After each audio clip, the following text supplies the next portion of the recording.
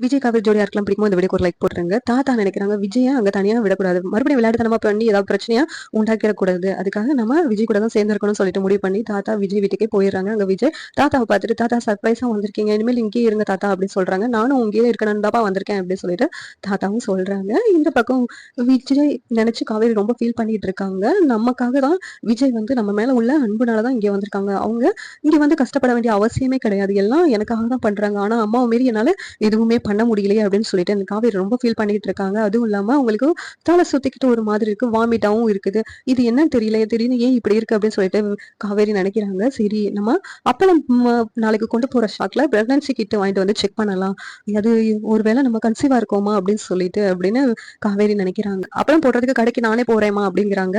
அதுக்கு நீ ஒண்ணு போக வேண்டாம், அந்த பையன் வருவான் அப்படிங்கிறாங்க. என் மேல உங்களுக்கு நம்பிக்கை இல்லையம்மா, நான் போயிட்டு வரேன் அப்படின்னு சொல்லிட்டு காவேரியும் அந்த அப்பளத்தை வாங்கிட்டு கடைக்கு போறாங்க. போற வழியில பிரெக்னன்சி கிட்ட வாங்கிட்டு வரும்போது வராங்க. வந்து செக் பண்ணி பார்த்தா அவங்க பிரெக்னெண்டா இருக்காங்க. இதை வந்து அவங்க அக்கா பாத்துடுறாங்க. என்னடி என்ன அப்படின்னு சொல்லி கேக்குறாங்க. அக்கா அப்படின்னு சொல்லிட்டு அதை காமிக்கும் போது, என்னடி நீங்க 2 பேரும் சேர்ந்து வாழ்ந்தீங்களா, வாழலன்னு சொன்னீங்களா, அம்மா கிட்ட வேற நீ ஃப்ரெண்ட்ஸா தான் வாழ்ந்தோன்னு சத்தியம் வேற பண்ண, என்னடி இதெல்லாம் அப்படின்னு சொல்லிட்டு அவங்க அக்கா வந்து அழுகுறாங்க.